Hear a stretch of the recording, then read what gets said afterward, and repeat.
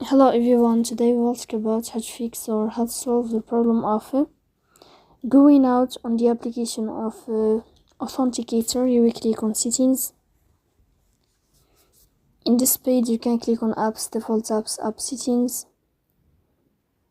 And above you can search about Authenticator and you will enter. Then you can click on first stop and you can click OK.